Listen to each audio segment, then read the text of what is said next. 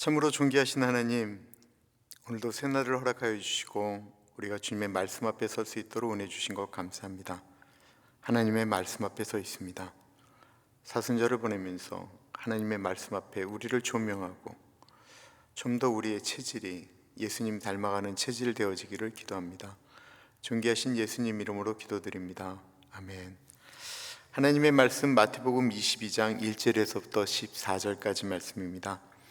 예수께서 다시 비유로 대답하여 가라사대 천국은 마치 자기 아들을 위하여 혼인잔치를 베푼 어떤 인군과 같으니 그 종들을 보내어 그 청한 사람들을 혼인잔치에 오라 하였더니 오기를 싫어하거늘 다시 다른 종들을 보내며 가로되 청한 사람들에게 이르기를 내가 오찬을 준비하되 나의 소와 살찐 짐승을 잡고 모든 것을 갖추었으니 혼인잔치에 오소서 하라 하였더니 저희가 돌아보지도 않고 하나는 자기 밭으로 하나는 자기 상업차로 가고 그 남은 자들은 종들을 잡아 능욕하고 죽이니 임금이 노하여 군대를 보내어 그 살인한 자들을 진멸하고 그 동네를 불사르고 이에 종들에게 이르되 혼인잔치는 예비되었으나 청한 사람들은 합당치 아니하니 사거리 길에 가서 사람을 만나는 대로 혼인잔치에 청하여 오너라 한대 종들이 길에 나가 악한 자나 선한 자나 만나는 대로 모두 데려오니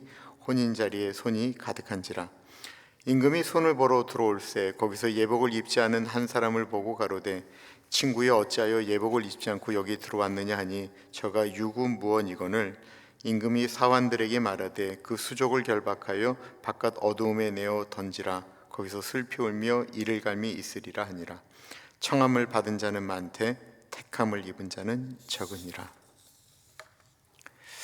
오늘 하나님의 말씀의 제목은 황태자의 혼인잔치, 초청과 예복의 은혜입니다.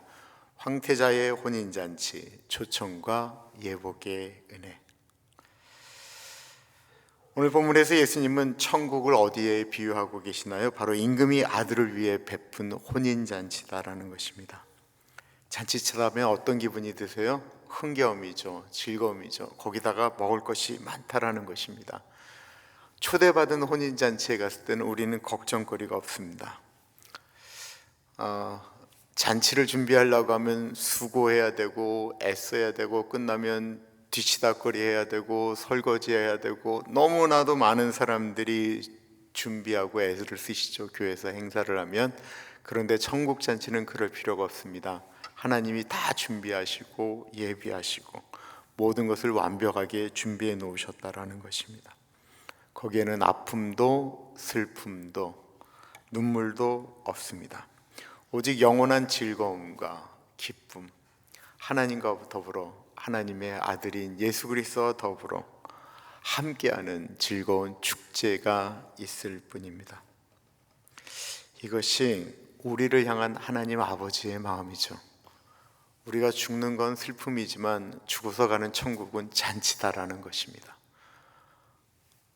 우리 사랑하는 교우가 하나님 나라에 가면 잔치가 벌어진다라고 하는 이야기가 여기서 나온 것입니다. 그런데 오늘 비유는 그 영광스러운 자리에 누가 들어갈 수 있는가라고 하는 것에 대해서 우리에게 엄중하게 말씀하고 있습니다. 임금님은 정중하게 손님들을 초대했습니다. 여기서 처음 초대를 받은 사람들은 누구일까요? 말할 것도 없이 유대인입니다. 지금 예수님이 이 유월절 즈음에 이스라엘에 가서 막 말씀하시는 이 내용들은 유대인들과의 갈등 가운데 일어나는 거잖아요. 처음 초대를 받은 분들은 유대인들입니다. 그런데 3절을 보니까 그들께 어떻게 반응합니까? 오기를 싫어하거늘이라고 이야기하였습니다.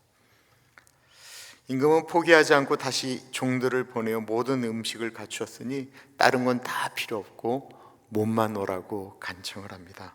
그런데 그들의 반응은 어땠습니까? 무관심했습니다. 하나는 밭으로 나갔다 그러고요, 하나는 자기 사업장으로 갔다 그러고 이야기합니다. 그들에게는 영원한 천국보다 눈앞의 경제적 이익과 세상의 일이 더 중요했다라는 것입니다. 오늘날도 마찬가지죠. 너무 바빠서 교회에 갈 수 없다라는 것입니다. 돈을 버는 데는 열심이고 취미생활하고 골프 치고 여행 가는 것은 열심인데 영적인 일에는 바쁘다는 핑계로 무관심한 것입니다. 여러분, 우리가 살고 있는 이곳에 서 있는 일 굉장히 중요합니다. 하나님은 이 땅에서 해야 될 일들을 무시한 적이 없습니다. 생육하고 번성하고 땅에 충만하고, 이거 다 세상의 일입니다. 그러나 세상의 일이, 그 한정된 세상의 일이 영원한 생명보다 더 중요하지는 않다라는 것입니다. 한 사람은 등언이 했다고 하면 그 다음 사람은 적대적이었습니다. 임금이 사람을 보내서 또 초대를 하니까 그들을 능욕하고 죽였다라고 표현하고 있습니다.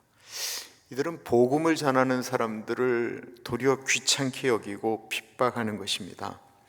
하나님은 오래 참으시지만 그들을 그냥 내버려 두시지는 않으시죠.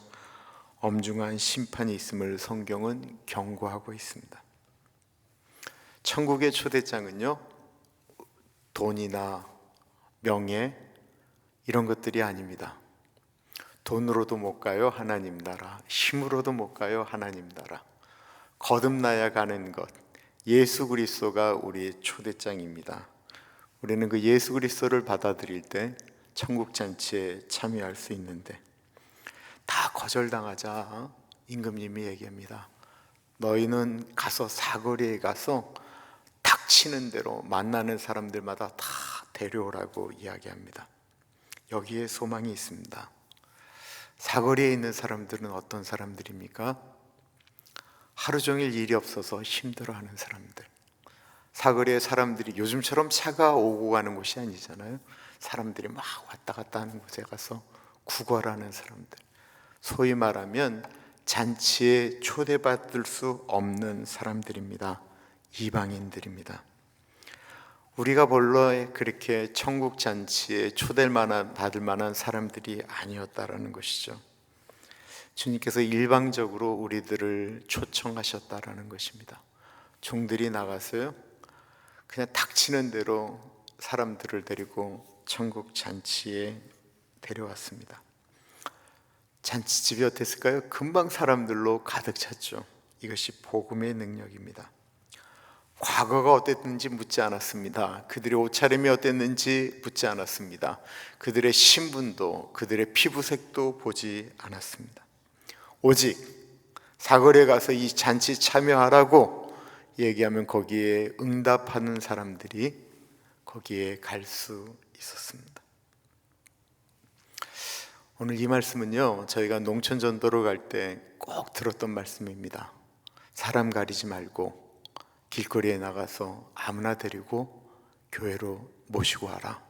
이게 농촌 전도 가면 우리가 해야 될 일들이었습니다. 우리는 복음을 전했던 수많은 분들의 수고를 기억해야 됩니다. 우리 부모님들 혹은 우리 민족들에게 매 맞고 돌팔매질 당하면서도 복음을 전한 선교사님들, 또한 우리가 미국에 왔을 때 적대적인 우리들을 향하여 계속해서 복음으로, 사랑으로, 식사 대접으로 교회 한번 나오라고 이야기했던 수많은 분들을 기억해 보십시오. 그분들이 있었기 때문에 우리는 이 자리에 있는 것입니다. 그런데 잔치쯤에는 아무나 들어올 수 있었지만 그 안에 들어가는 데는 꼭 예복이 필요했습니다. 그때 한 사람이 잔치집에 들어왔는데 임금님이 보니까 예복을 입지 않은 것입니다. 임금이 묻습니다. 친구야, 너는 어찌하여 예복을 입지 않았느냐? 그가 유구무원이라고 했습니다. 그는 결국 바깥 어두운 데로 쫓겨납니다. 이 대목에서 우리는 이런 의구심이 생기죠. 아니, 갑자기 길거리에서 데려와서 들어오라고 얘기한 다음에 언제 예복을 준비해요? 그리고 그 가난한 사람들이 어떻게 예복을 준비하겠어요? 그래서 이 표현이 이상하다고 느껴지는데, 일반적인 성경 학자들이 해석하는 내용입니다. 또 그랬다고 그래요.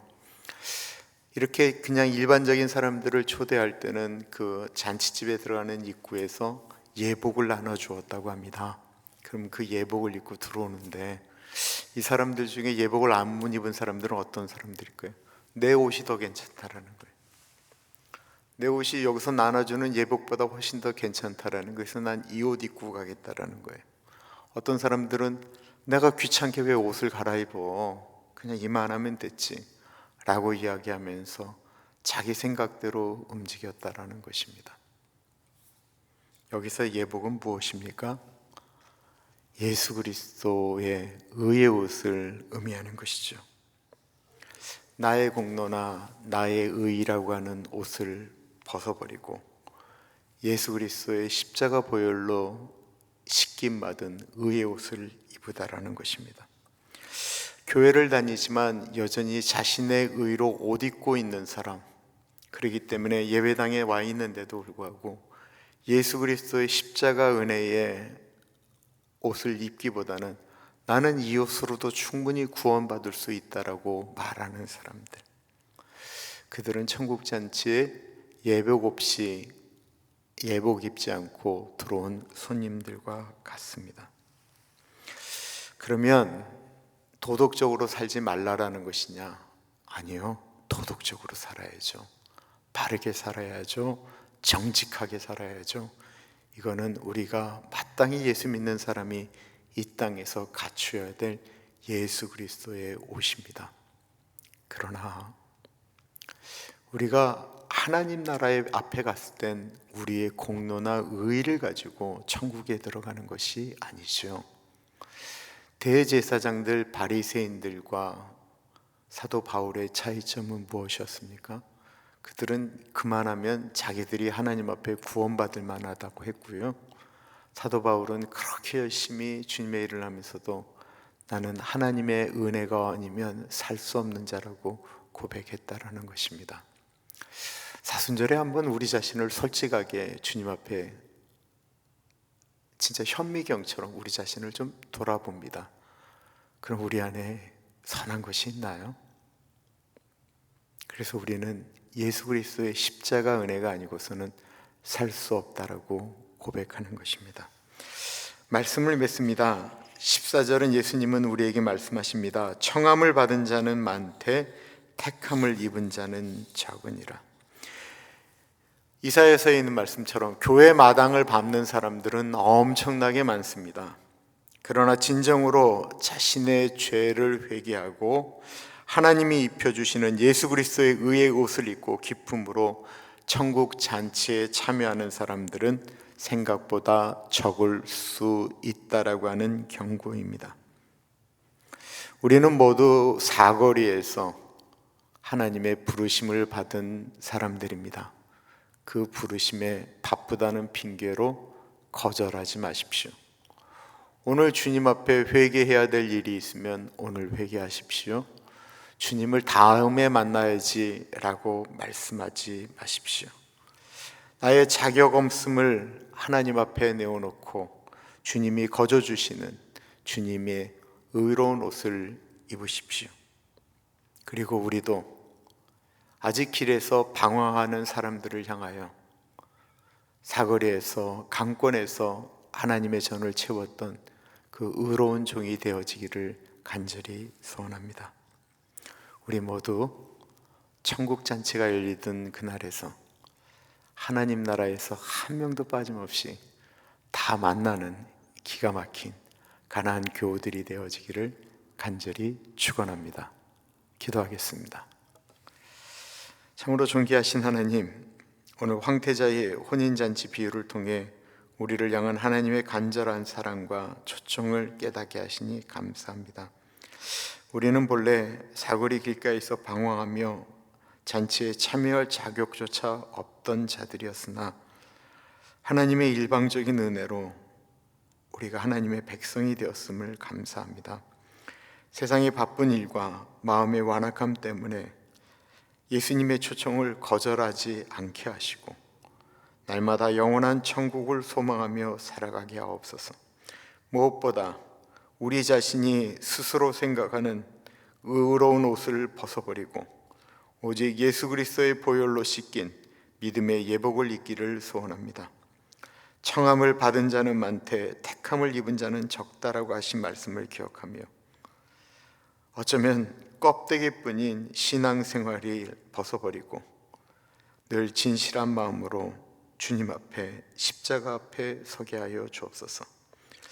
우리 조국에 우리에게 복음을 전해준 분들의 수고를 기억하며 우리도 세상 밖으로 나가 주님의 잔치, 천국 잔치의 자리를 가득 채우는 충성된 종들이 되게 하여 주옵소서. 지금은 우리 주 예수 그리스도의 은혜와 우리를 너무나도 사랑하셔서 하나밖에 없는 아들을 넉넉하게 보내주신 하나님 아버지의 그 크신 사랑하심과 성령 하나님의 감화 감동 역사 충만 교통하심이 자격 없는 우리를 부르신 하나님의 은혜를 기억하며 겸손하게 십자가 붙들고 살아가겠습니다 고백하는 사랑하는 주의 백성들 머리 위에 지금으로부터 영원토록 함께 하시길 간절히 축원하옵나이다. 아멘.